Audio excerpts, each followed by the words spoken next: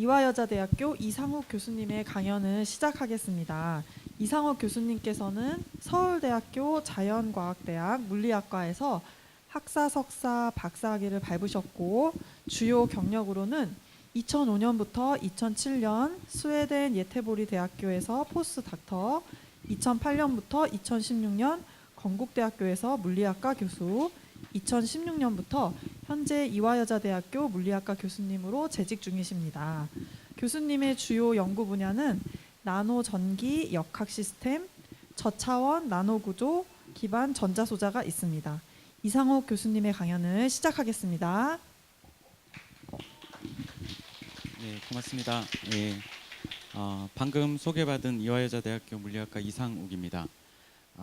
제 금과터 홈페이지는 세상에서 가장 작은 실로폰이 연주하는 과학이라고 돼 있었는데요. 지금까지는 제일 작은 실로폰이 맞긴 맞고요. 예, 두께를 따지면 세상에서 가장 얇은 실로폰이라고 하는 게 더 맞을 것 같아요. 제일 작게 만들었고 아마 이것보다 더 얇은 실로폰을 만들기는 어려울 것 같습니다. 여기 그림을 보시면 여기 전자현미경 사진인데요. 전자현미경에 여기 보시면 마치 실로폰 모양처럼 여기 리본들이 이렇게 아주 얇은 리본이 떠 있습니다. 크기는 요 제일 짧은 실로폰의 크기는 한 1마이크로미터. 그러니까 여러분들 머리카락 두께의 한 100분의 1 정도 되고요. 두께는 0.3 나노미터 이 정도 되는데 1 나노미터가 여러분들 키가 뭐 우리 그냥 사람의 키가 1.1m라고 뭐 생각한다면 그거의 한 10억분의 1보다 더 작은 두께입니다. 예, 이런 걸 가지고 아니면 이걸 어떻게 만들까? 이걸 가지고 물리하는 사람들이 뭘 할까? 예, 저는 물리학자니까요. 예, 에 대해서 말씀을 드리도록 하겠습니다. 그래서 제 오늘 발표 순서는 이렇게 진행이 되고요. 맨 처음에 저희 나노 전기 역학 시스템이란 게 뭔지 잠깐 말씀드리고요. 사실은 이 실로폰이 이렇게 딱 때렸을 때 소리가 들리는 것은 실로폰이 이렇게 주기적으로 흔들리는 거거든요. 이 흔들리는 것이 공기를 흔들게 해서 그 공기 흔들림이 여러분들 귀에 가서 이제 귀에 또 청신경이 흔들려서 이 소리가 뭐 솔 소리가 들리는구나 이런 것들을 알 수가 있겠네요. 그러니까 실제로 이게 왔다 갔다 하는 구조라서 마치 스프링이 왔다 갔다 하는 구조와 같습니다. 그래서 오늘 여러분들이 와서 물리를 아마 좋아하시는 분이 얼마나 계실지 모르겠지만 물리학의 개념 중에 가장 간단한 개념 중에 하나인 용수철의 물리에 대해서 짧게 공부를 해보고요. 그걸 통해서 이제 여기 아래에 있는 최신의 물리를 다 공부할 수가 있습니다. 그래서 그런 다음에 실로폰의 재료를 아까 가장 얇은 실로폰이라고 했는데 그게 아마 들어보신 분도 많이 있으실 것 같은데 그래핀이라는 소재를 씁니다. 그래서 그래핀이 어떤 건지 잠깐 말씀드리고 그 다음에 그걸 이용해서 어떻게 실로폰을 만드는지 그리고 그걸 통해서 이제 어떤 물리를 아니면 어떤 과학적인 재미있는 현상들을 우리가 공부하고 그걸 또 어떻게 우리가 사는 세상에 응용할 수 있는지에 대한 말씀을 드리고 정리하도록 하겠습니다. 예, 저희 연구실 이름 제가 같이 우리 학생들과 공부하는 연구실 이름은 나노 전자 나노 역학 연구실이라고 되어 있는데요. 여기 이제 보시면 나노라는 게 들어가고요. 많이 들어보셨겠지만 나노는 사실 10의 마이너스 9승 10억분의 1이라는 뜻을 갖고 있는 접두사입니다. 그러니까 아주 작은 정도를 말할 수 있겠죠. 그리고 거기서 일어나는 물질의 전기적인 성질 그리고 역학적인 성질 그런 것들을 연구를 합니다. 아주 작은 세상에 가면 이제 이런 우리가 지금 보고 있는 전기적인 특성이나 이렇게 기계적인 역학적인 특성들이 좀 많이 달라지거든요. 재미있는 현상들이 많이 나타납니다. 그래서 기본적인 물리를 공부를 하고요. 그리고 그걸 통해서 우리가 물리하는 사람들만 재미있으면 사실은 별로 좋지 않으니까요. 저도 사실 여기 지원하는 이 강연을 지원하는 곳이 한국연구재단인데 제가 이제 한국연구재단에서 세금을 받아서 연구를 하니까 그 세금으로 연구를 해서 우리만 좋으면 안 되겠죠. 어떻게 하면 세상에 뭐 쓸 수 있는 걸 만들 수 있을까? 그런 생각들을 많이 해서 미래에 쓸 수 있는 소자, 반도체 소자 아니면 다른 센서 이런 것들을 만들 수 있을까 하는 생각들을 하고 있습니다. 그래서 여기 아래 그림들이 이제 저희가 만든 것 중에 한두 가지 예인데 여기 동영상이 조금 잘 안 보여가지고요.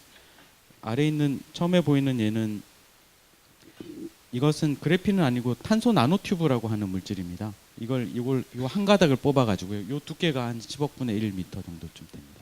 길이는 한 아까 말씀드린 한 1 마이크로미터 정도 되고요. 그걸 이렇게 공중에 하나 이렇게 매달아 놓을 수 있어요. 마치 이렇게 다이빙 보드처럼. 그냥 열심히 이제 잘 머리를 굴려서 하면 만들 수 있습니다. 그런 다음에 그 밑에다가 여기 전극을 만들고요. 여기다가 전압을 측정하면 이 마치 여러분들이 이렇게 머리 이렇게 했을 때 이렇게 두면 잡아당겨서 머리가 뜨지 않습니까? 그런 식으로 얘가 잡아당겨져 가지고 여기 요 끝이 아래로 떨어지게 됩니다. 그러면 이 탄소 나노튜브라는 건 전기가 잘 통하는 물질이라서 여기랑 여기 사이에 전기가 통하는 걸 보면 가만히 있을 때는 여기 이게 붙지 않으면 전기가 통하지 않을 거고요. 이게 붙으면 이제 요 사이에 전기가 통하는 걸 우리가 알 수가 있습니다.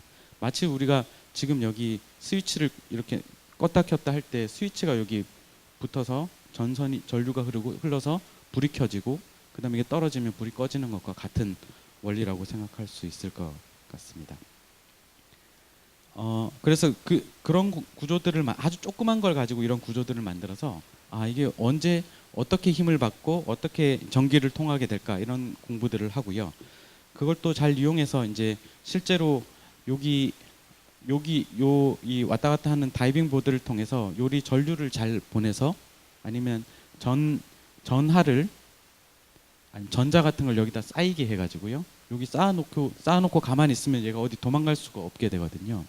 그래서 그렇게 쌓여 있을 때를 우리가 그 메모리로 저장 장치로 생각할 수 있습니다. 여기 전기가 쌓여 있으면 1, 그리고 여기 전기가 쌓여 있지 않으면 없어져 버리면 0. 이렇게 우리가 지금 쓰고 있는 디지털에서 아니면 여기 있는 USB에서 그 메모리를 정보를 저장하는 원리하고 똑같은데요. 그거를 저희는 이제 요런 이렇게 다이빙 보드와 같이 조그만 역학적인 시스템, 기계적인 시스템을 써서 마치 우리가 스위치 왔다 갔다 하듯이 그렇게 해서 이제 여기에 정보를 넣었다 뺐다 할 수 있는 그런 구조를 만들기도 했었습니다. 이렇게 만들면 물론 이제 이게 너무 커서 사실은 우리 여기 조그만 USB에는 뭐 지금은 영화가 뭐 수백 편 들어갈 정도로 많이 집어넣을 수 있는데 근데 이 구조의 장점은 이게 아주 빨리 움직여서요. 지금 저장하는 장치보다 한 뭐 수천 배 더 빨리 이제 정보를 저장하고 빼고 이런 일을 할 수 있다고 예전에 보고를 한 적이 있습니다. 그래서 그 기본적으로는 그 전기 역학 시스템이라서요. 보시면 아까 이렇게 공중에 매달려 있는데 그 공중에 매달려 있는 구조가 에다가 힘을 줘가지고 그러니까 기계적인 힘을 역학적인 힘을 줘서 이게 움직이게 하고요. 그 다음에 그게 또 움직이는 것 아니면 여기 붙었다 떨어졌다 하는 그 현상을 정기적으로 우리가 관찰을 합니다. 그래서 정기적인 특성과 역학적인 특성이 섞여 있는 그래서 이제 저희가 전기 역학 시스템이라고 하고요. 그런 구조를 만들려면 이제 이게 그리고 나노 구조이기 때문에 아주 조그만 물질을 저희가 찾고 그걸 어디다 이제 우리가 원하는 곳에 잘 두고 그 다음에 그게 이제 움직여야 되니까 기본적으로 이게 공중에 잘 떠 있어야 되고요. 그리고 그 밑에 아니면 그 옆에 그 전극을 붙여서 전기가 통할 수 있는 그런 구조를 만들어 놓습니다. 그래서 제가 그 박사과정 공부를 할 때부터 이 연구를 계속해서 해와가지고요. 여러 가지 이제 소자들을 만들었는데 여기 보시는 것처럼 전부 다 공중에 다 떠 있습니다. 그리고 옆에 이제 전극들이 붙어 있죠. 이런 것들 다 금이거든요. 그래서 저희는 이제 연구재단에서 연구비를 받아서 금을 사가지고요. 이런 데 붙이면서 금을 낭비하고 있습니다. 제가 그 오늘 말씀드릴 내용은 이렇게 생긴 아까 말씀드렸던 그래핀이란 물질을 이용해서 실로폰 구조를 만들고요. 그 구조에서 어떤 재밌는 현상이 일어나는지에 대해서 말씀을 드리도록 하겠습니다. 근데 이제 전기 역학 시스템이란 게 나노가 붙으면 뭔가 멋져 보이는데요. 사실은 전기 역학 시스템이란 건 아주 옛날부터 사람들이 써 왔었고요. 그것의 가장 대표적인 예는 쿨롱 쿨롱 실험이 있습니다. 샤를 쿨롱이라고 프랑스의 물리학자인데요. 저희가 아까 잠깐 말씀드렸던 것처럼 머리카락이 이렇게 했을 때 머리가 이렇게 뜨는데 이 둘 사이 힘이 도대체 뭘까? 예, 아주 옛날부터 사실은 원시 시대 때부터 날씨가 흐려져서 갑자기 이제 소나기가 내리고 할 때 번개가 칩니다. 이 번개가 치면 갑자기 머리가 쭈삣쭈삣 서는 것도 옛날에 다 원시인들도 다 알고 있었거든요. 뭔가 잡아당기는 힘이 있구나. 예, 그런 다음에 이게 번개가 빵 치면 이게 도대체 무슨 일, 번쩍하면서 이렇게 일어나는데 무슨 일일까? 그러다가 그런 이제 정기적인 힘의 관계를 정량적으로 제대로 이제 과학적으로 측정을 해서 그 원리를 개념을 밝혀낸 사람이 샤를 쿨롱인데요. 그 실험을 1777년에 했습니다. 1777년 어떻게 했었냐면요. 이렇게 저울을 뭐랄까 비틀림 저울이라고 해서 이제 양팔 저울처럼 이렇게 이 팔이 두 개 이렇게 서 있는 걸 매달아 놓고요. 가운데 이렇게 매달아 놓으면 이 팔이 양팔로 양쪽으로 벌려서 이렇게 가만히 있겠죠. 그렇게 한 다음에 한쪽 끝에다가 마이너스 전압, 뭐 예를 들면 그런 걸 하면 되지. 털 가죽에다가 무슨 플라스틱 막대를 막 이렇게 비비면 한쪽 방향으로는 플러스가 가고 한쪽 방향으로는 마이너스가 가서 서로 잡아당긴다. 뭐 아니면 우리가 플라스틱을 가지고 머리를 이렇게 플라스틱 책받침을 가지고 이렇게 할 수도 있고요. 똑같은 원리입니다. 그렇게 해서 이제 둘 사이 잡아당기는 힘이 생기니까 이걸 가까이 갖다 대 보니까 이게 쭉 잡아당겨져요. 그렇게 해서 이게 움직이는 거를 이게 얼마만큼 비틀어졌는가를 가지고 이 샤를 쿨롱이 측정을 했습니다. 그걸 가지고 이제 이게 뭐 거리가 멀수록 이제 잡아당기는 힘이 약해지고 많이 이렇게 해가지고 이 전기가 많이 양쪽에 있을수록 힘이 더 세진다. 이런 것들을 알게 됐죠. 거의 같은 시기에 비슷한 시기죠. 1700년대 말에 캐번디시라는 사람이 비슷한 연구를 했는데 이거는 스케일이 훨씬 큰데요. 물리하는 사람들이 이렇게 간단하게 그리는데요. 여기다 이제 이거 조그만 공처럼 생겼지만 사실 큰 바위 덩어리를 이제 캐번디시는 붙이고요. 그 다음에 옆에 또 다른 바위 덩어리를 갖다 놓으면 둘 사이에 어떤 힘이 생기냐면 여기서는 바위 덩어리 무거운 게 있으니까 중력이 생깁니다. 잡아당기는 힘.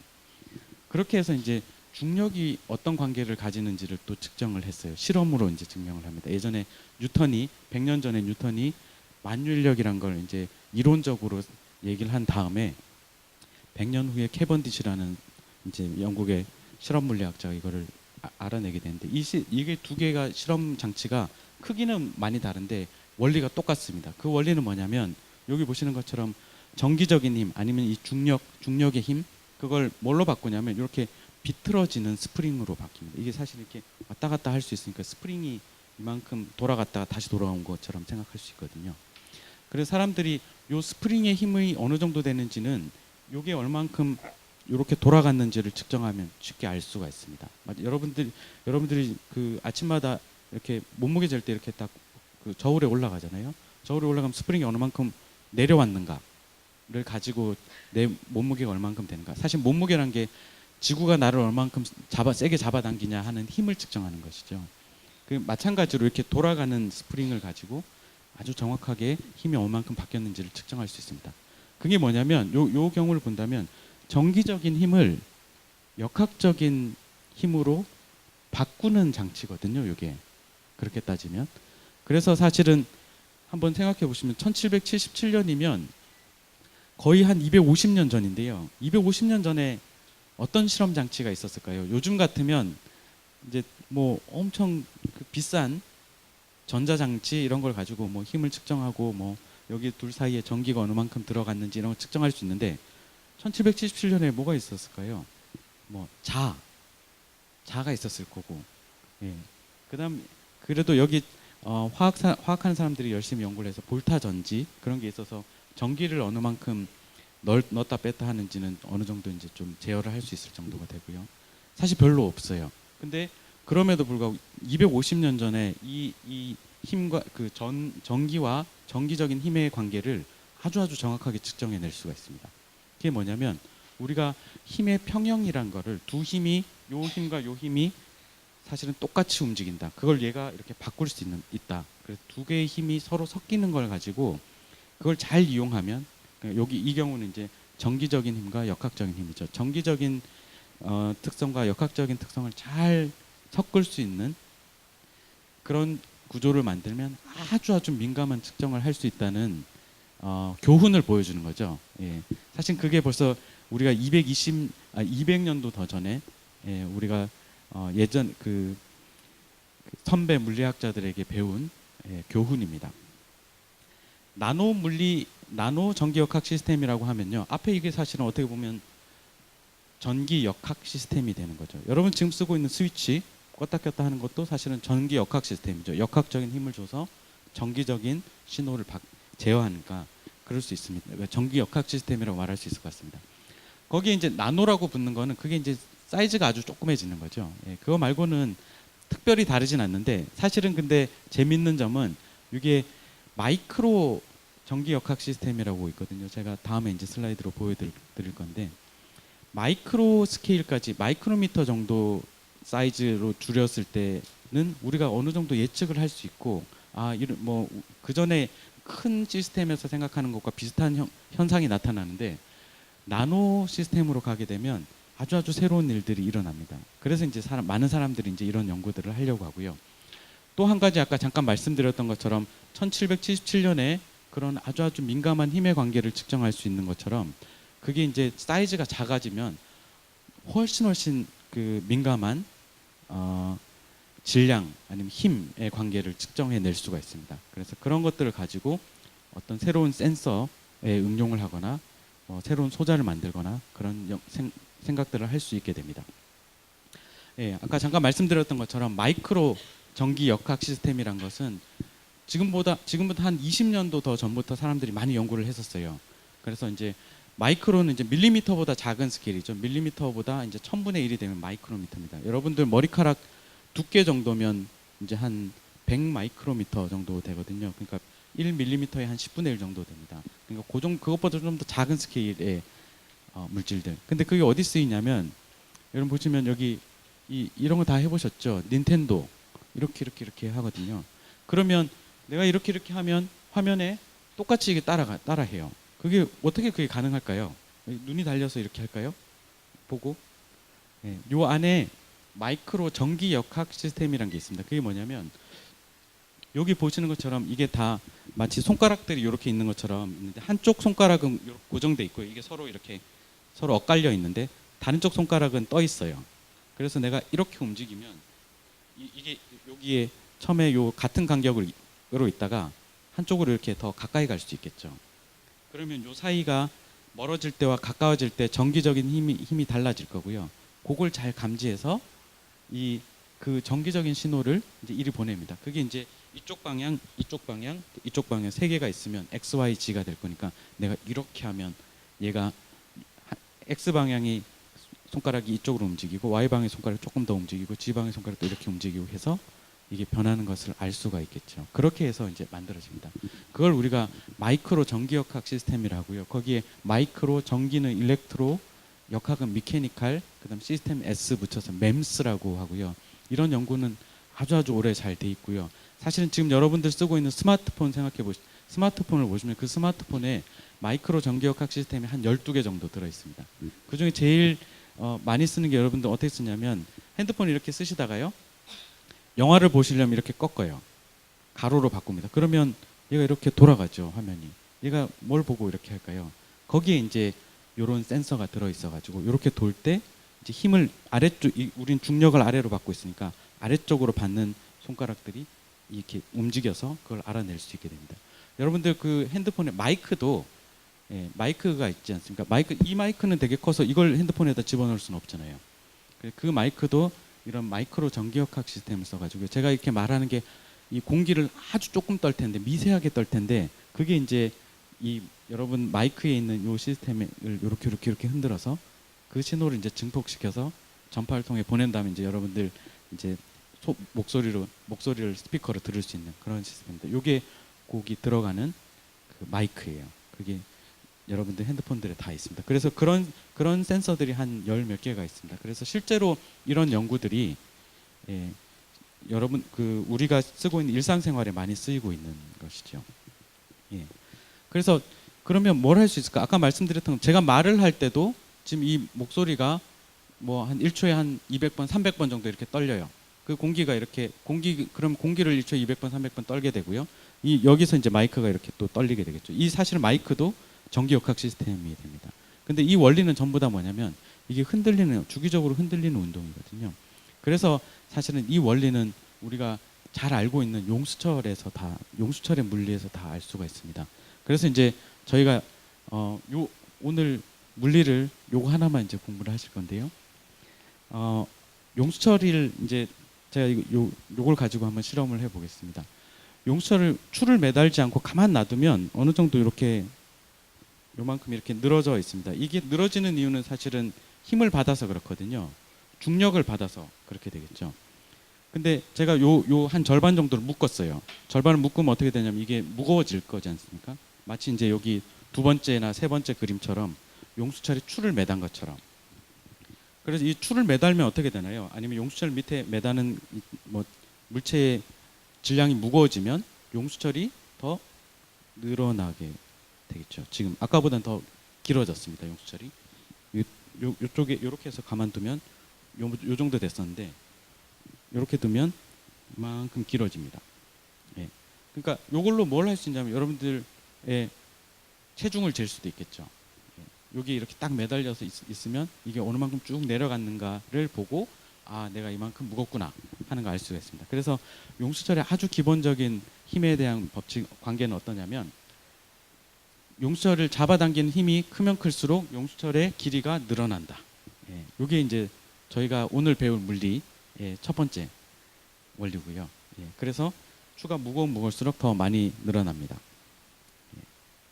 그래서 저울, 우리가 몸무게를 재는 저울이 이렇게 되고요. 또 한 가지 이제 요건 제가 물어보겠습니다. 예. 질문을 한번 해볼게요. 용수철의 물체를 매달아서 이제 가만히 그냥 떨어뜨린 거예요. 지금 뭐냐면 이렇게 용철 두면 이렇게 왔다 갔다 하게 되죠. 탕 떨어뜨리면 보이시나요? 이게 지금 왔다 갔다 하고 있죠. 만약에 제가 용수철에다가 줄을 매달아서 이제 뒤집어서 이렇게 하면 이렇게 되겠죠.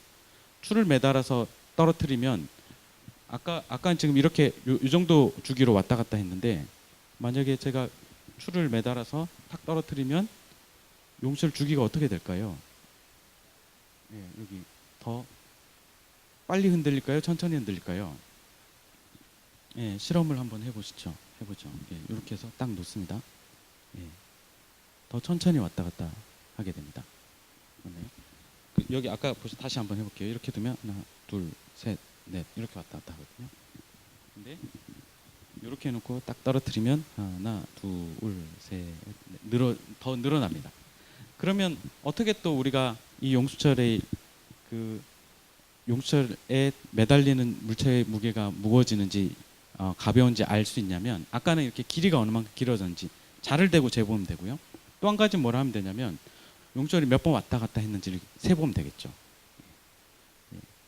그렇게 해서 이제 이 용수철을 가지고 힘과 사실 이게 왔다 갔다 하는 게 길어지면 이게 질량이 크구나라고도 말할 수 있지만 반대로 생각해 보면 이 추가 지구가 이 추를 잡아당기는 중력이 크구나 아니면 내 몸무게가 무겁구나 이런 것들을 알 수가 있게 됩니다. 예, 여기까지가 이제 물리고요. 그래서 물리는 사실은 여러분 다들 어렵게 생각하시는데 아주 쉽습니다. 예, 제가 요거 가지고 먹고 살고 있거든요. 이걸로 이제 평생 아니고 한 10년 넘게 연구를 하고 있습니다. 그래서 이렇게 쉬운 걸 가지고도 물이라는 걸 할 수 있다는 걸 아시면 좋을 것 같은데요. 그래서 더 천천히 흔들립니다. 그러면 사실은 이게 그 스프링이 왔다 갔다 하는 게 제가 제목이 실로폰이지 않습니까? 그럼 이제 사실은 악기하고 이 연관을 지어보면 사실 악기뿐만 아니라 많은 자연의 현상들이 이렇게 왔다 갔다 하는 주기 운동을 하고 있거든요. 생각해 보시면 우리가 뭐 아침에 일어나서 그 다음 날까지 보면 해가 가운데 떴다가 또 이제 한 24시간 지나면 또 같은 자리에 있고 뭐 그렇게 되죠. 아니면 지구가 태양 주변을 1년에 한 바퀴씩 도는 것들 그런 것들이 전부 다 주기적인 운동이라서 사실 우리가 스프링의 운동을 잘 이해를 하면 세상의 많은 현상들을 이해할 수가 있습니다. 그 중에 이제 뭐 악기로 다시 돌아가 보면요. 이게 이렇게 왔다 갔다 하는 거 아니면 그네가 왔다 갔다 하는 운동, 이 전부 다 주기적인 운동인 거죠. 기타가 소리를 내는 거 아니면 실로폰이 소리 내는 것도 사실은 주기적인 운동을 하는 겁니다. 왜냐하면 여기서는 우리가 기타를 이렇게 뚱 치면 기타가 이렇게 여러 번 계속해서 흔들리게 되거든요. 같은 주기로 흔들리게 됩니다. 그래서 같은 주기로 흔들리니까 그게 이제 그 아까 제가 말하는 목소리도 그렇긴 하지만 같은 주기로 흔들리게 되면 같은 주기로 또 공기를 흔들게 되고요. 그 공기 흔들리는 게 이제 여러분들 귀에 가서 귀에 이제 청신경이 사실은 또 아까 보여드린 것처럼 다이빙 보드처럼 이렇게 서 있거든요. 그게 이렇게 흔들립니다. 근데 이게 계속 같은 주기로 흔들리면 어떻게 될까요? 그네 미는 걸 생각해 보시면 동생이 이제 그네 타고 있는데 어떻게 밀면 되죠? 이렇게 밀었다가 올 때 뒤로 와서 이제 여기 다 제일 높은 데 왔을 때 다시 한번 밀고 또 여기 제일 높은 데 와서 다시 한번 밀고 이렇게 합니다. 그렇죠? 근데 안 그러고 여기 오는데 이렇게 막 밀면 이렇게 더 안 높아지잖아요. 그러니까 올 때마다 계속 똑같은 주기로 계속해서 밀어주면 점점 커지게 되는 거죠. 바이올린이 소리 나는 거나 기타 소리 내는 것도 여기서 이제 그냥 땅 치면 아무것도 소리 안 날, 아주 작은 소리일 수 있는데 그 계속해서 흔들리면 이제 더 큰 소리가 날 수 있는 그런 현상이 일어날 수 있습니다. 그게 공명이라고 하고요. 그래서 아주 작은 신호지만 점점 크게 같은 주기로 계속해서 밀어주면 그게 점점 커질 수 있습니다. 마치 그네를 탈 때 같은 주기로 왔다 갔다 하면 조금씩 힘을 조금씩 주더라도 같은 주기로 계속해서 밀어주면 이게 이렇게 점점 이 그네를 높이 탈 수 있는 것과 같은 원리입니다. 그리고 공명의 예를 제가 한번 찾아봤는데요. 여기 보시면 유리잔이 있는데 이 유리잔에다가 뭘 하냐면 스피커로 소리를 내요. 한번 들어보시죠.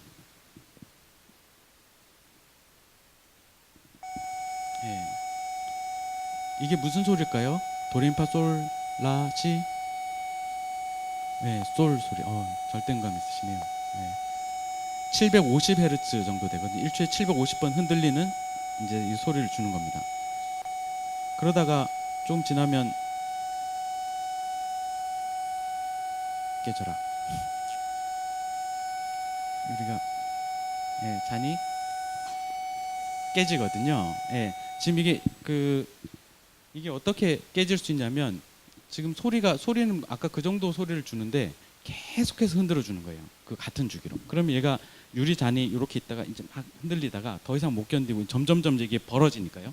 마치 그네 탈 때 점점 높이 타는 것처럼. 근데 이게 유리는 이렇게 묶여 있다가 점점 커지려고 하니까 결국 깨질 수밖에 없는 거죠. 그게 이제 공명입니다. 사실은 이 공명은 꼭 그네 탈 때만 있는 것은 아니고요. 그리고 악기 연주할 때만 있는 것은 아니고 우리가 지금 여러분 쓰고 있는 핸드폰에서 전화가 울리는 것들 아니면 라디오 주파수를 맞추는 거 이거 다 전부 다 같은 원리입니다. 왜냐하면 핸드폰이 여러분 핸드폰이 이제 여러분 친구가 전화를 하면 여러분 핸드폰한테만 각자의 핸드폰에게만 울려야 될 거잖아요. 그러려면 어떻게 해야 되냐면 뭐 SK텔레콤이나 KT 그다음에 LG 이런 곳, U+ 이런 곳에서 그 나라에서 받은 주파수가 있거든요. 예를 들어서 SK텔레콤 같으면 한 980MHz 정도 이렇게 되고요. 그러면 그게 어느 정도 1초에 몇 번 떠는 거냐면 메가가 100만이니까 1000만, 1억, 9억 번 정도 이렇게 1초에 떠는 겁니다. 제가 숫자를 제대로 했는지 모르겠습니다. 100만 번, 1000만, 억, 9억 번 정도 떠는. 그 정도 떠는데 그 주파수를 다 이제 여러 사람들한테 쪼개가지고요. 그래서 이제 여러분한테 이제 각각의 주파수가 들어가는 거죠. 그러면 이제 전파가 와서 전파가 거기에 맞는 주파수가 와가지고 계속해서 때려주는 거죠. 사실은 전파가 아주 세지는 않거든요. 여러분 전파가 아주 세면 뭐 머리가 이상해진다든지 그런 소리를 듣잖아요. 저는 물리한 사람이라서 믿지는 않는데 그냥 빛하고 비슷한 거라서요. 그렇지만 그 작은 신호가 와서 계속해서 때려주면 이제 그 신호가 점점 커져서 일정한 신호 이상이 되면 이제 여러분들 그게 그 센서가 보내줘서 센서라고 하죠. 그게 회로로 보내줘서 이제 진동이 울리는 아니면 뭐 전화벨이 울리는 그런 식이 될 수가 있습니다. 라디오도 마찬가지고요. 라디오도 이제 KBS 1 FM 같으면 뭐 93.1MHz.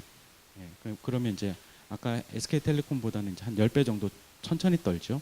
예, 거기에 맞춰서 이제 신호를 전파 신호를 보내면 거기에 우리가 라디오 신호를 맞춰 놓으면 그럼 이게 점점 안테나에서 받은 신호가 점점 커져서 아까 말씀하신 공명이 생겨서 어느 정도 신호 이상을 받게 되면 이제 우리가 라디오에서 신호를 그 음악 소리를 듣게 되는 거죠. 그래서 이게 스프링이 왔다 갔다 하는 운동이나 이게 우리가 핸드폰에서 뭐 전화가 울리는 거나 사실 이게 같은 현상으로 이해가 될 수가 있습니다. 예, 거기까지가 이제 물리고요. 그다음 이제 실로폰을 만들어 봐야 되는데 그 만드는 물질이 아까 말씀드렸던 것처럼 그래핀이라는 물질입니다. 예, 그래핀은 탄소로만 이루어진 물질이고요. 아마 들어보신 분도 많이 있으실 것 같은데 탄소가 탄소 원자는 다른 원자들하고 주변에 다른 4개의 원자들하고 이렇게 뭐 만날 수가 있습니다. 그래서 팔이 4개 있다고 이렇게 얘기를 하는데요. 그래서 이제 다양한 구조들을 만들 수가 있습니다. 그래서 탄소끼리만 모이는데도 여러 가지 구조를 만들 수 있는데 마치 여기 보신 것처럼 축구공 모양의 이런 탄소들만 이 탄소가 60개가 모여서 딱 축구공처럼 만들어지는 이런 모양이 될 수도 있고요. 이게 쭉 늘어져 가지고 요 크기가 한 1나노미터가 되지 않습니다. 아까 말씀드렸던 것처럼 10억 분의 1 나노미터 미터 정도밖에 안 되는 그런 정도 크기고요. 그게 이렇게 쭉 길어져 가지고 마치 튜브 모양 아니면 죽부인처럼 이렇게 길어지는 이런 모양도 만들 수가 있습니다. 예전에 많은 사람들이 이런 연구를 했었고요. 아까 제가 처음에 보여드린 것도 이 물질을 가지고 처음에 저도 연구를 시작했었습니다. 그래서 요걸 또 쫙 펴보면 어떻게 생겼냐면 이렇게 육각의 모양으로 이렇게 평평하게 펴질 수가 있습니다. 그래서 이 같은 탄소만으로 이루어진 물질 중에 1차원, 2차원, 0차원 그리고 3차원 물질도 있거든요. 3차원 물질은 뭐냐면 다이아몬드입니다. 예, 다이아몬드가 탄소로만 이루어져 있는 물질이거든요. 사실은 수다고 똑같아요. 근데 많은 분들이 좋아하시죠. 예. 석탄이나 똑같습니다. 구성 성분은. 예. 근데 그래핀이란 건 뭐냐면 사실은 우리가 이건 이미 알고 있는 물질이거든요. 흑연을 우리가 그라파이트라고 하는데요. 그라파이트의 구조가 어떻게 생겼냐면 이렇게 탄소가 육각형 모양으로 이렇게 이루어진 판상의 구조가 층층이 쌓여 있는 그런 형태입니다. 예. 그래서 이렇게 쌓여 있는 것은 이제 뭐 광산에서 이렇게 캘 수 있거든요. 예. 많이 있습니다, 그냥. 그리고 캐서 이렇게 쓰면 되는데 이거 어디에 제일 많이 쓰냐면 연필심에 다 있어요. 예. 여러분들 연필로 지금 다 이렇게 뭐 이렇게 연필에다가 종이에다 이렇게 쓰시는데 이게 왜 연필을 이렇게 하면 종이에 글이 써질까요? 예, 이게 왜 써지냐면 이게 그라파이트 흑연이 층층으로 이렇게 만들어져 있는 구조인데 여기 탄소가 요 옆으로 서로 이렇게 그 붙들고 있는 힘은 아주 세 가지고요. 옆으로는 잘 안 부서지고 근데 이게 층층으로 요 층과 요 층 사이에는 별로 힘이 약해요. 힘이 강하지 않습니다. 그래서 무슨 뜻이냐면 이게 툭툭 떨어져 나갈 수가 있습니다. 그래서 여러분들이 이렇게 연필로 이렇게 글을 쓰면 이게 이렇게 벗겨지는 거예요. 벗겨져서 종이에 남는 거죠. 이렇게 쭉 이렇게 그으면 이게 점점 남아서 자취가 생기는 거죠. 그래서 여러분들이 연필을 쓸 수 있는 거거든요. 그래서 이렇게 연필로 글을 쓰면 이 부분을 확대해 보면 이렇게 흑연에 이제 이렇게 여러 층 이제 한 층은 아니고요. 여러 층의 흑연들이 여기 이렇게 쭉 남아 있는 이런 이 조각들이 남아 있어서 남아 있는 걸 볼 수가 있습니다. 예. 그래서 사람이 어떤 생각을 할 수 있었냐면 예, 이게 층층 벗겨지니까 이거를 계속 벗기면 한 겹이 되겠네? 라고 생각할 수 있겠죠. 이건 정말로 너무나 아무나 생각해도 할 수 있을 것 같은데 이거를 그래서 사실은 흑연에 대해서도 사람들이 많이 알고 있고 이걸 한 겹 떼면 되겠다 하는 것도 이미 다 생각하고 있었는데 실제로 그걸 실험을 한 사람이 안드레 가임이라는 사람과 사실은 콘스탄틴 노보셀로프라는 그 맨체스터 대학의 교수인데요. 지금 맨체스터 대학에 있는데 이 두 분이 제가 알기로는 이 커피를 저녁에 이제 금요일 오후에 이제 일과가 다 끝나니까 유럽에서는 이렇게 그룹 사람 저도 이제 유럽에서 공부를 했었는데 유럽 사람들이 다 일주일 일과가 끝나면 금요일 오후에 한 3시나 4시쯤에 다 그룹 사람들이 모여서 커피를 마셔요. 그리고 일주일에 뭐 돌아가면서 이렇게 뭐 과자나 케이크 같은 걸 사오고요. 그러면서 이제 뭐 농담도 하고 뭐 이렇게 이제 토요일 일요일 노니까 기분이 다 좋아서 이러고 있겠죠. 예, 그러면서 이제 무슨 얘기를 하냐면 그럼 이거 이 얘기를 하다가 그럼 이거 그냥 벗기면 되겠네? 데칼코마니네? 데칼코마니죠. 예, 그냥 스카치 테이프 해가지고 여기다 떼고 이렇게 붙이고 또 하고 하면 한 겹 나오겠네 하하하 뭐 이렇게 했었어요. 예. 그러고 이제 다 집에 갔겠죠. 근데 이제 이 안드레 가임 교수와 콘스탄틴 노브셀로프 교수가 밤에 해본 거죠. 금요일날 집에 안 가고 계속해서 이렇게 하나 해서 결국 한 겹을 떼냈어요. 근데 그 한 겹을 떼낸 방법은 진짜 스카치 테이프를 썼습니다. 예. 그 3M 예전엔 어떤 스카치 테이프를 쓰느냐 이것도 사실은 처음엔 비밀이었어요. 예. 그래서 이제 그때 이제 알았는데요. 지금은 이제 그걸 쓰지 않고 다른 테이프를 쓰는데 3M 매직 테이프 제일 잘 돼. 뭐 이런 것들 이런 거 잘 안 가르쳐 줬었어요. 근데 이제 그렇게 해서 이제 한 겹을 떼내고요. 그게 이제 2004년에 떼서 2005년에 뭐 논문들이 나오고 그랬는데 그리고 바로 5년 만에 노벨상을 줬어요. 예, 여러분들이 데칼코마니만 잘해도 이거 초등학교 때 배운 아니면 유치원에 배운 기술이잖아요. 이 기술로 노벨상을 받게 됩니다. 어떻게 한 거냐면 우리가 인간이 만들 수 있는 가장 완벽한 2차원 구조를 만들어냈다는 그 공로로 그리고 그걸 통해서 많은 흥미로운 물리 현상들이 일어나게 되거든요. 이때 같이 경쟁했었던 분이 사실 한국 분이에요. 김필립 교수님이라고 그 당시에 미국의 컬럼비아 대학 교수로 계시다 지금 하버드에 계신데 조금 안타깝죠. 사실은 더 많은 일들을 하셨거든요. 그 이후에. 근데 이분이 어쨌든 제일 먼저 해버렸기 때문에 그래서 2010년에 노벨 물리학상을 받습니다. 이 두 분이 한 분만 이름이 있는데 이분 교수고요. 근데 이분은 또 되게 상당한 재밌는 이력이 있는데요. 제가 여기까지만 더 하겠습니다. 그 이그 노벨상이라고 있어요. 되게 엉뚱한 일을 한 사람에게 또 주는 상인데 이분은 이그 노벨상도 받았습니다. 그래서 노벨상과 이그 노벨상을 같이 받은 처음 있는 사람인데요. 그래서 이제 항상 이렇게 사람들이 계속 이제 엉뚱한 것 같지만 그런 생각들을 잘 해서 이렇게 창의적 뭐 재밌는 생각들을 하는 사람들이 그리고 그걸 꾸준히 하면 뭐 상도 받을 수 있고요.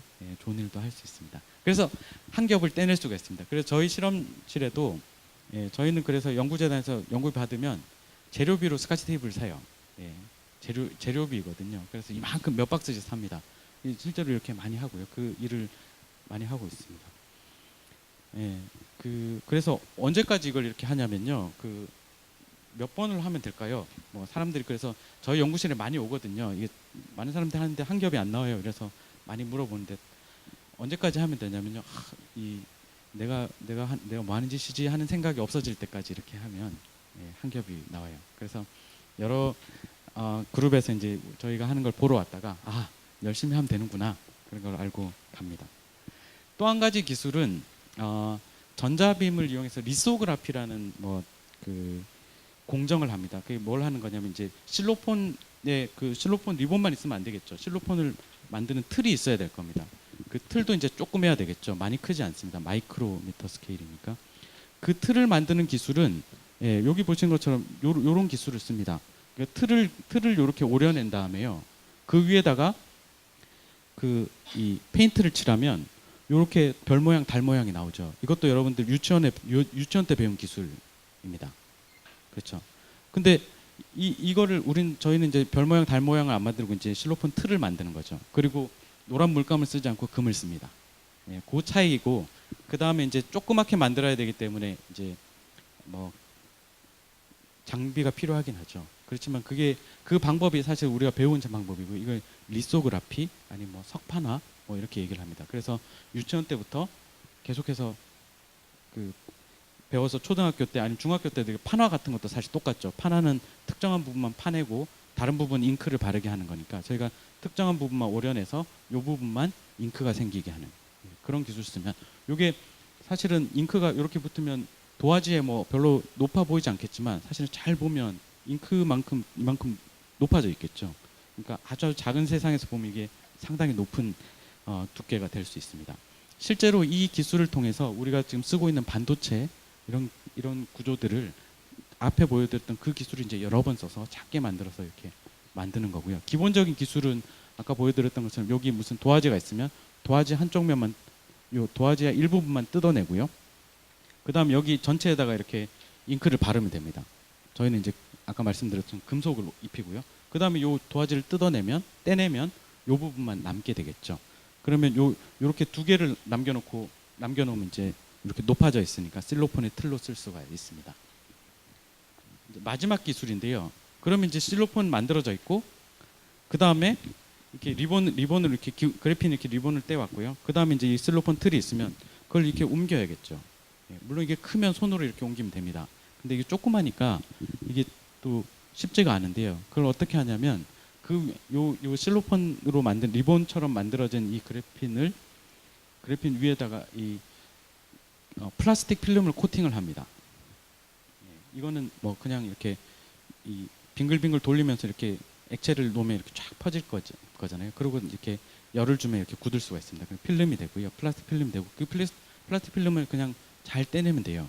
조심스럽게. 저희가 처음에는 정말로 손으로 했습니다. 그렇게 한 다음에 이제 현미경을 보고 이렇게 잘 갖다 놓으면 되거든요. 실제로 이게 많은 경우에 손으로 쓰고요. 예, 요즘은 이제 저희가 좀 기계를 만들어서 쓰고 있지만 사실 이것도 여러분들이 유치원 때 배웠던 유치원 다닐 때 초등학교 이전에 배운 기술입니다. 이거 다 해보셨죠? 예, 풍선껌을 사면 풍선껌 위에 플라스틱 필름이 있고요. 그 필름 위에 피카츄가 있어요. 예, 그렇죠. 그 다음에 여기다가 옮겨요. 옮기는. 그러니까 어떻게 하나요? 그러고 나면 어떻게 하나요? 이렇게 비비죠. 예, 왜 비비죠? 예, 적당한 압력을 주고 그다음 적당한 온도가 필요합니다. 그래서 저희도 요거 옮길 때 적당한 압력 온도를 잘 만들어야 돼요. 그런데 사실 이 방법은 똑같죠. 예. 그래서 그리고 또 뭐가 있냐면 이 피카츄가 처음에는 플라스틱 필름에 잘 붙어 있다가 여기에 이제 붙는 힘. 그러니까 이 피카츄 필름이 손바닥에 붙는 힘과 플라스틱에 붙는 힘, 요 힘을 잘 이용을 하는 거예요.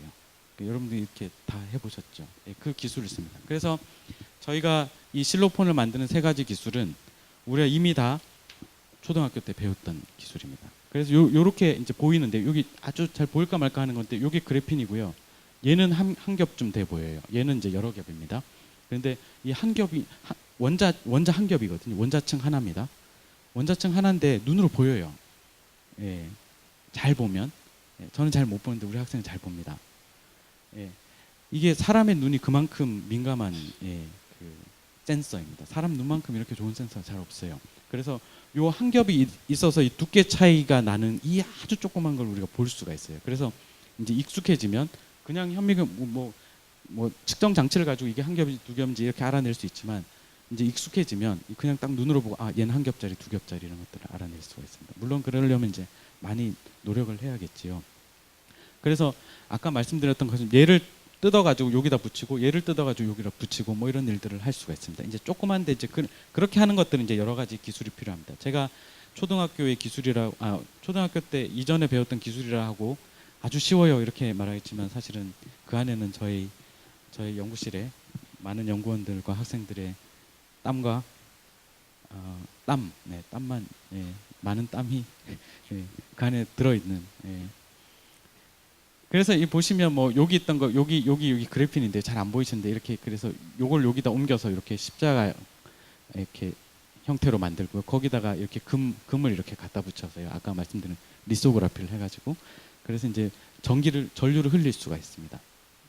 요 금을 통해서 전기를 통하게 해서 이게 전기적인 특성이 원자 한 겹에서 그 탄소 원자 한 겹에서 전기가 어떻게 흐를까 뭐 이런 것들을 연구를 할 수가 있고요. 이것도 이렇게 고랑을 판 다음에 우물을 판 다음에 아까 판 것도 똑같이 이 특정한 요 네모 부분으로 남기고 이렇게 파낼 수가 있는 거죠. 파내고 나서 이제 그 위에다가 이렇게 조그만 선을 올린다든지 뭐 그런 것들을 할 수가 있습니다. 그래서 이제 그 세 가지 기술을 잘 이용해서 이렇게 이제 실로폰을 만들었습니다. 실로폰까지 만드는데 40분 걸렸네요. 예, 조금 빨리 하겠습니다. 예, 그래서 이제 이렇게 만드는데 그럼 뭘 할까? 예, 잘 만들어서 되게 예쁘게 여기 보시면 요게 보시는 게 저희가 이제 이 전자현미경 사진이고요. 저희가 잘 보이라고 이제 색깔을 좀 칠한 여기다가 이제 덧붙인 건데 요게 원자 한 겹이에요. 진짜 원자 한 겹. 예, 그게 이제 전자현미경뿐만 아니라 눈으로도 볼 수가 있습니다. 예. 그래서 이제 처음 할 수 있는 건 아까 말씀드렸던 것처럼 이렇게 딱 때려 보는 거죠. 그리고 흔들어 보는 겁니다. 흔들었을 때 얘가 얼마만큼 주기로 왔다 갔다 하는가. 그럼 그걸 우리가 들을 수 있을까? 사실은 못 듣겠죠. 이게 너무 빨리 움직이니까. 사람이 들을 수 있는 주기는 한 20Hz, 1초에 20번 흔들리는 데서 한 2만 번 흔들리는 정도가 우리가 들을 수 있거든요. 아까 그 유리잔을 깰 때 아까 750Hz라고 말씀드렸는데 헤르츠가 뭐냐면 1초에 750번 스피커가 흔들리는 겁니다. 그러니까 750번 공기를 흔드는 거죠. 근데 우리가 들을 수 있는 정도는 그 정도고요. 뭐 그렇게 안 들리면 기계가 들으면 되겠죠. 아니면 여러분들 핸드폰이 들을 수 있는 겁니다. 여러분 핸드폰이 뭐 아까 SK텔레콤 말씀드렸는데 KT를 쓰면 18억 번 흔들리면 돼요. 1초에 18억 번 흔들리는 걸 감지하는 귀, 사실 그게 센서, 안테나가 되겠죠. 그런 것들을 이제 저희가 찾아보면 됩니다. 그래서 뭘 할 수 있냐면 얘가 이제 처음에 이렇게 탕 때려서 흔들어 보는 거죠. 예, 흔드는 건 이제 여러 가지 방법이 있는데 뭐 바닥을 이렇게 흔들 수도 있고요. 바닥 흔들리면 이제 더 이렇게 마치 이제 바닥 흔드는 거는 그네를 이렇게 미는 거하고 똑같고요. 아니면 요 둘 사이에 전기적인 신호를 빨리 주면 됩니다. 전기 신호를 빨리 주는 건 어렵지 않거든요. 예, 그래서 그걸 이렇게 막 전기 신호를 이렇게 막 흔들어 봤을 때 제일 잘 떨리는 공명이 일어나는 주파수, 떠는 수가 어느 정도 될까를 알아보면 이제 주파수를 알 수가 있습니다. 그 다음에 뭘 하고 싶으냐면 여기다가 조그만 질량을 넣어보는 거예요. 저희가 질량이 바뀌는 거. 그러니까 아까 무게를 처음에 저희가 실험을 해보지 않습니까? 무게가 어느 만큼 바뀌는가를 알고 싶은 거죠. 왜 이걸 하려고 하냐면 그 아주 작은 질량 변화를 사람들이 알고 싶어 하거든요. 여러 가지 이제 이유들이 있는데 작은 질량을 측정하는 건 사실 어려워요. 왜냐하면 만약에 스프링에다 이렇게 매단다고 하면 사실 이게 얼마만큼 늘어졌는지 아주 조금 이렇게 질량 올리면 안 변할 거지 않습니까? 길이를 재려고 하면 길이 변화가 거의 없을 건데, 그래서 질량이 아주 조금 변하는 건 측정하는 게 쉽지 않은데 우리가 주파수 변화하는 건 아주 쉽게 측정할 수 있습니다. 아까 말씀드렸던 것처럼 SK텔레콤 정부에서 나라에서 SK텔레콤에 요만큼 쓰라고 주파수 주는 게 이제 수십 메가헤르츠 정도쯤 영역을 주거든요. 그걸 5천만 개 이렇게 잘라서 이제 다 나눠주는 거지 않습니까? 우리 핸드폰 하나하나에. 그러니까 그 정도로 민감하게 다 이 흔들리는 주기 변화를 잘 측정할 수가 있습니다. 그러면 뭘 하면 되냐면 이 주기가 변화하는 걸 잘 측정하면 아까 보셨던 것처럼 몇 번 왔다 갔다 하는지를 잘 측정하면 이게 여기에 질량이 어느 만큼 올라갔구나 하는 것들을 알 수가 있겠죠. 그래서 사람들이 저가 이제 그게 이제 저희는 물리하는 사람이니까 그게 관심이 있었는데 저뿐만 아니라 이제 여러 사람들이 이렇게 이제 그런 일들을 했습니다. 그래서 이제 작은 세상의 나노 스케일에서 이런 물질들을 이 흔들리는 걸 용수철을 만들어 가지고요 사람들이 질량 변화를 측정했는데, 그래서 지금 이제 여기 보면 다 이렇게 떠 있고 이게 막 흔들릴 때 뭐 분자 한 개 이렇게 딱 올려놓고 질량이 어떻게 주파수가 어떻게 바뀌는가 더 느려지겠죠. 느려지는 걸 이렇게 측정을 해봤는데요. 지금의 세계 기록은 누가 했냐면 그 스페인에 있는 연구 그룹인데요. 이 사람들이 측정할 수 있는 이제 이 사람들이 만든 요 구조로 측정할 수 있는 이 해상도 정밀도의 한계가 1.7 욕토그램 이렇게 돼 있는데 욕토그램이 얼마인지 우리가 킬로그램, 밀리그램, 마이크로그램, 나노까지는 들어보셨겠지만 욕토라고는 처음 들어보셨죠. 이게 10의 마이너스 24승입니다. 예, 그러니까 그게 뭐 100억, 1000억, 1억 이렇게 하기가 어려울 정도로 동그라미가 24개 붙는 것분의 1이거든요. 이게 어느 정도의 무게냐면 양성자 한 개 질량 정도입니다. 예, 양성자 한 개 질량을 우리가 구분해 낼 수 있을 만큼의 정밀도를 가진, 물론 그렇다고 양성자 하나를 올려놓지 못해요. 우리가 그렇게 할 수 있는 기술은 없으니까. 근데 이 구조가 만들 수 있는 정도가 구별해 낼 수 있는 정도가 그 정도 된다고 합니다. 예, 저희가 요 기록을 깨보려고 하고 있습니다.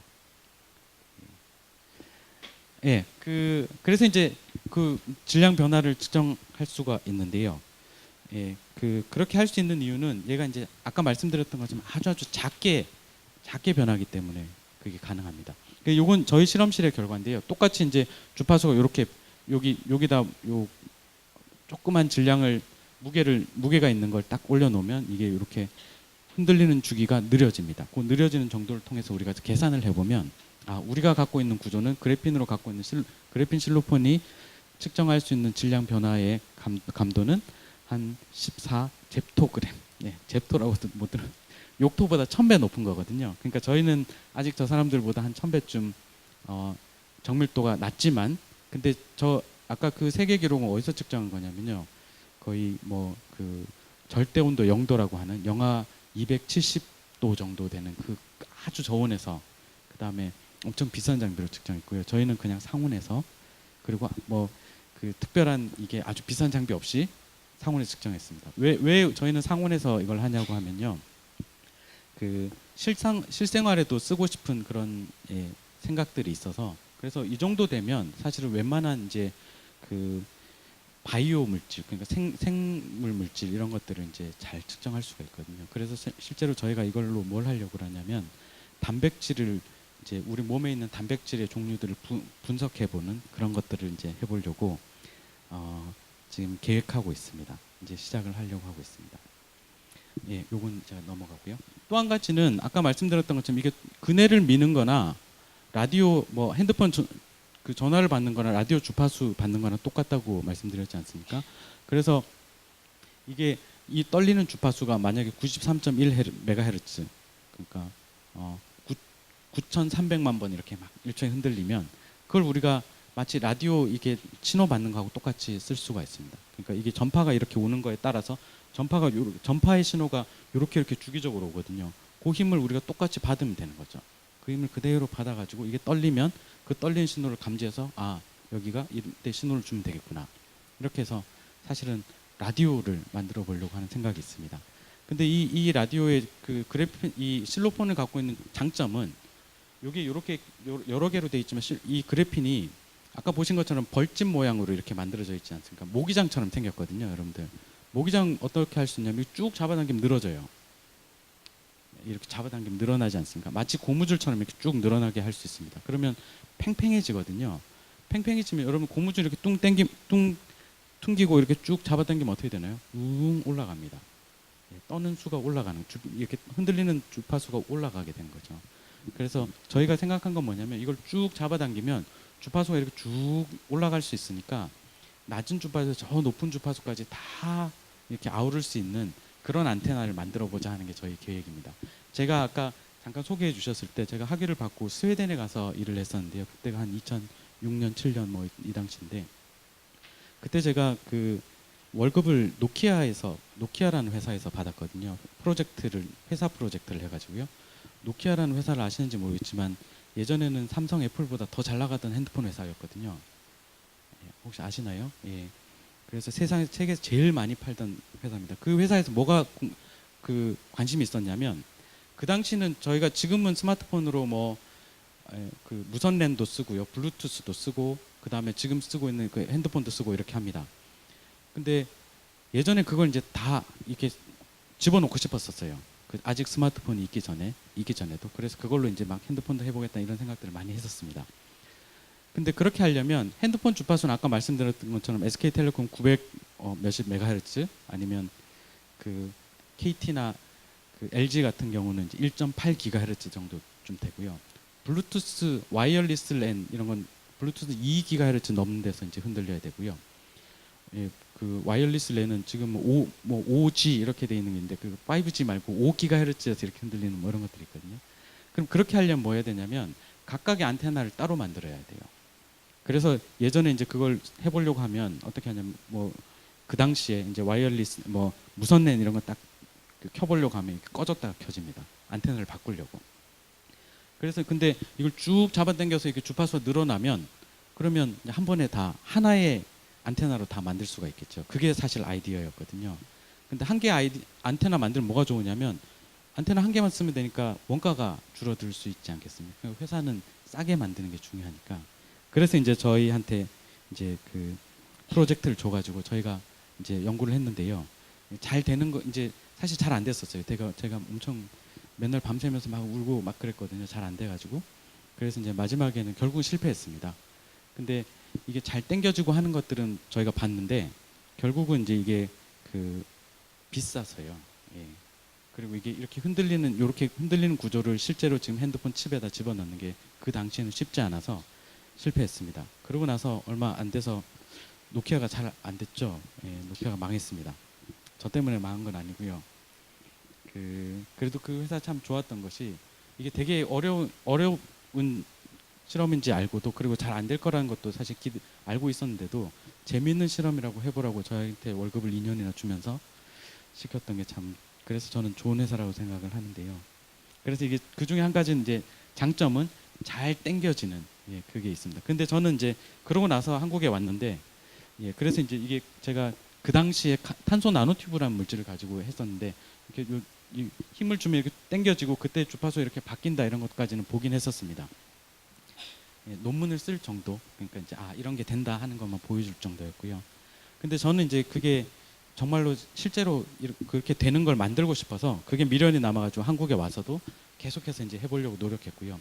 그걸 이제 그래핀으로 해보려고 했습니다. 그래핀도 아까 보여드린 것처럼 탄소 나노튜브하고 거의 똑같이 생겨가지고 잘 늘어나고요. 그리고 아주 단단합니다.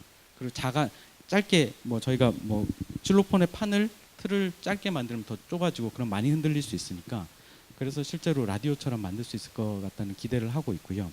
또 한 가지는 그래핀은 2차원 구조라서 오히려 이제 저희가 아까 반도체 공정하는 것도 사실은 다 2차원에서 이렇게 리소그라피 하는 방법을 쓸 수 있는데 2차원 구조니까 이게 더 접근하기가 똑같은 2차원 구조니까 더 접근하기가 쉬워서 사실은 여러 가지 장점이 있습니다.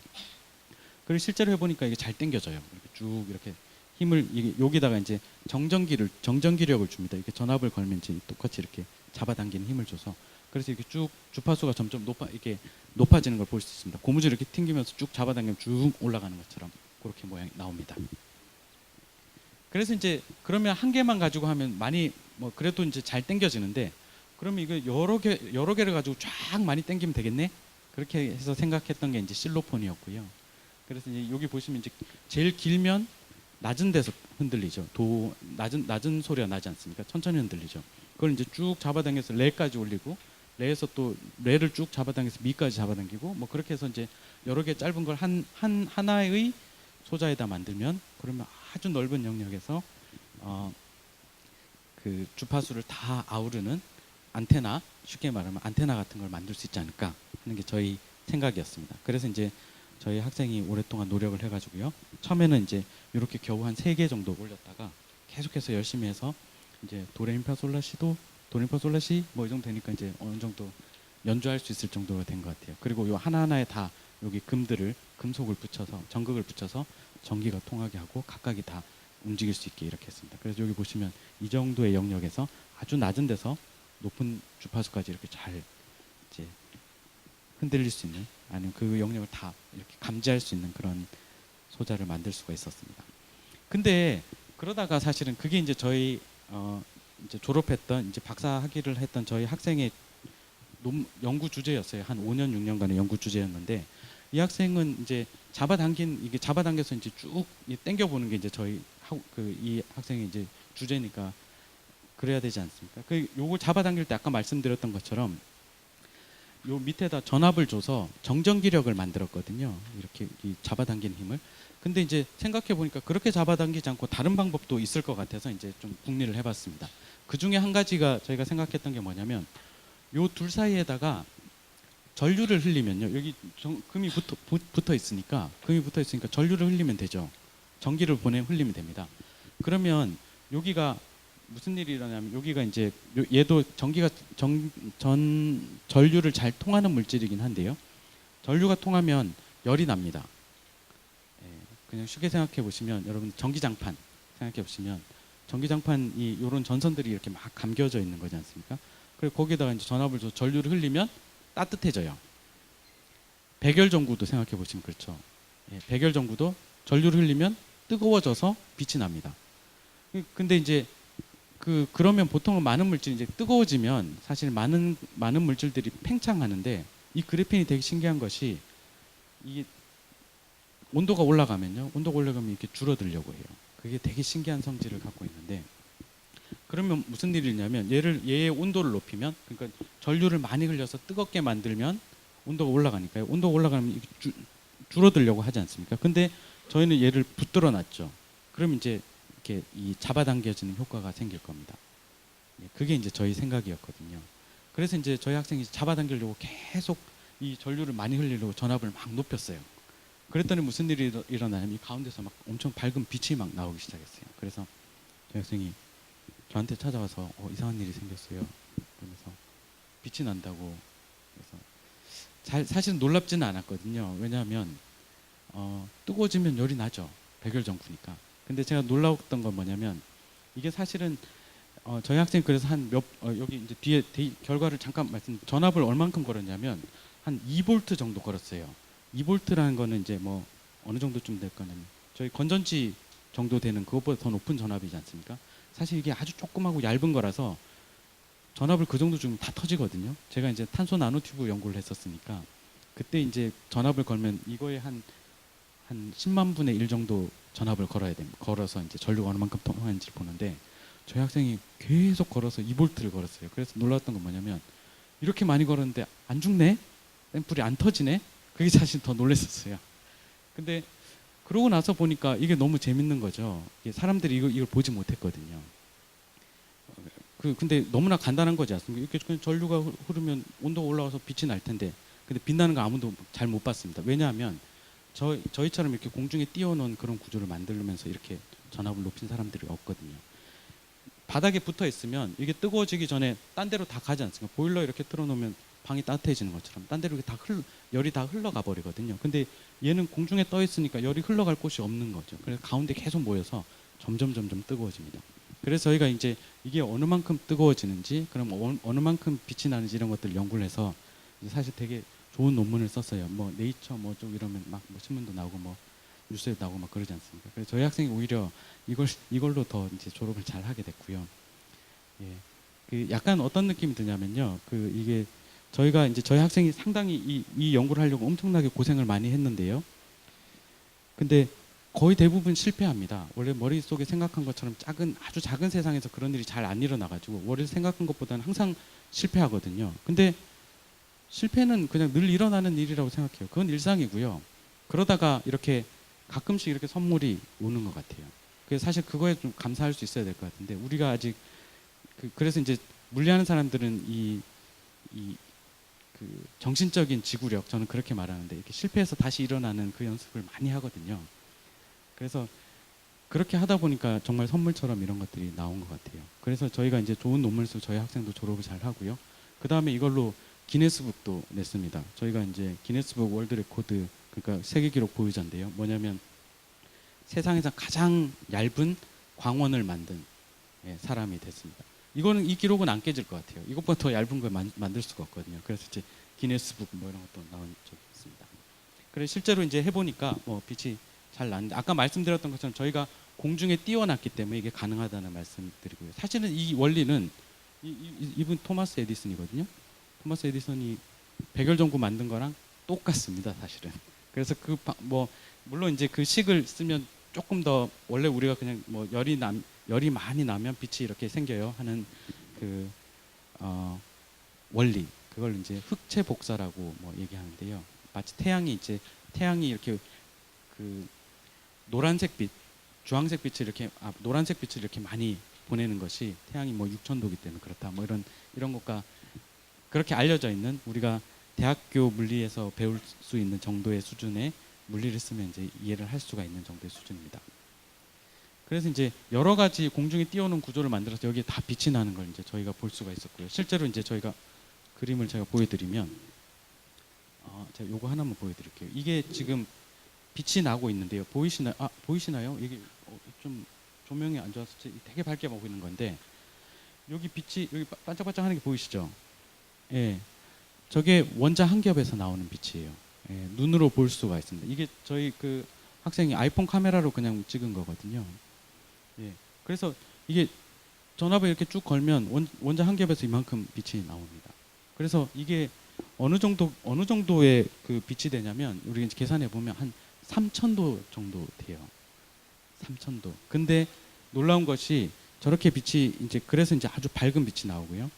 예, 그런데도 그래핀이 부서지지 않습니다. 3,000도 되는 정도에서. 그래서 정말로 어떻게 보면 튼튼하고 좋은 물질인 것을 알 수가 있었습니다. 그래서 이제 그런 것들을 보고를 했었고요. 예, 제가 준비한 슬라이드는 여기까지인데요.